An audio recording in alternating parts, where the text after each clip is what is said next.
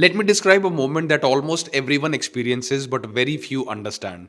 You start something new, a habit, a goal, a plan for your life. The first few days feel really exciting. You feel hopeful and motivated. You feel alive, and then nothing seems to happen. No visible results, no big change, and no validation at all. And slowly, without drama, your energy drops. Not because it's impossible, but because it feels pointless.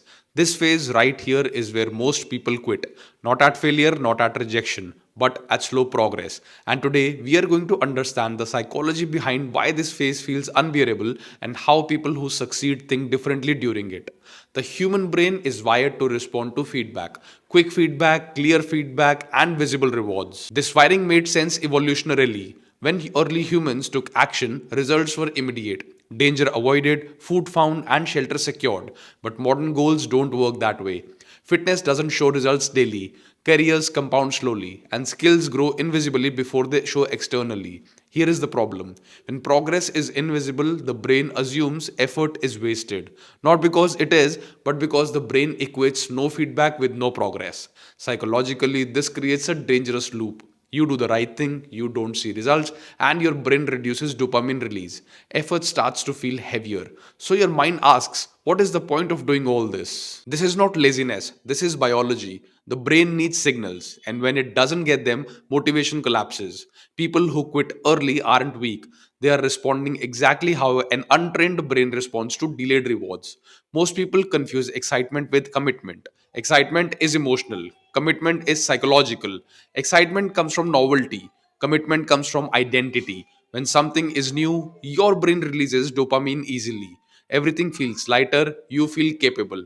But novelty fades quickly. When novelty fades and results haven't arrived yet, the brain panics. This doesn't feel good anymore. This shouldn't be this hard. This is where people misinterpret discomfort as failure.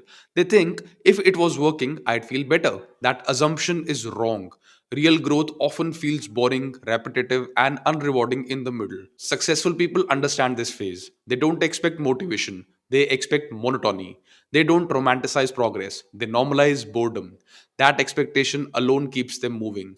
Psychologically, growth doesn't happen in straight lines, it happens in plateaus. You improve internally long before results show externally. Muscles strengthen before they grow. Skills sharpen before they look impressive. Confidence builds quietly before it becomes visible. But plateaus are dangerous because effort stays high while feedback stays low. This mismatch creates frustration. People start doubting the method, the goal, and themselves as well. They change plans too early. They jump strategies. They abandon systems that were actually working. The tragedy is this: most people quit right before the breakthrough, not because they were wrong, but because they mistook silence for stagnation. Look at long term achievers globally. Athletes train for years before recognition. Artists create thousands of invisible drafts. Entrepreneurs operate in obscurity before momentum hits. In cultures that value patience, people expect slow growth. In cultures obsessed with speed, people quit faster. This is not about talent, it is about time perspective. People who succeed think in years, people who quit think in weeks. When your time horizon is short, boredom feels dangerous. When your time horizon is long, boredom feels normal. That is the shift. Here is something really uncomfortable. Quitting often feels good: instant relief, reduced pressure, and no more self expectation. That relief is addictive. Your brain rewards quitting with comfort. This trains a pattern: discomfort leading to quit, and that leads to relief. Over time, quitting becomes the brain's default solution. People don't quit because they don't care. They quit because quitting works emotionally in the short term, but it destroys self trust in the long term. Every quit teaches the brain, I can't survive discomfort, and confidence slowly erodes. People who succeed don't fight boredom, they redefine progress. They stop measuring success emotionally. They measure it structurally. Did I show up? Did I execute the system? Did I keep the promise? They track inputs and not outcomes. They accept that progress feels dull before it feels rewarding. They don't ask, do I feel motivated? They ask, did I do what I said I would do today? This shift protects them during the quiet phase. Boredom becomes a signal that you're on the right path. It is not a warning sign.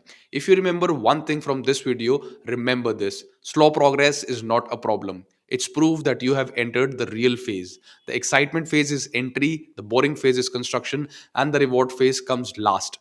Most people quit during construction. If you want to survive this, then shorten your daily goals, lengthen your time horizon, reduce emotional expectations, and increase system loyalty. Progress doesn't need belief, it needs patience. If you are in a phase where nothing seems to be happening, stay. Not because it feels good, but because this is where most people leave.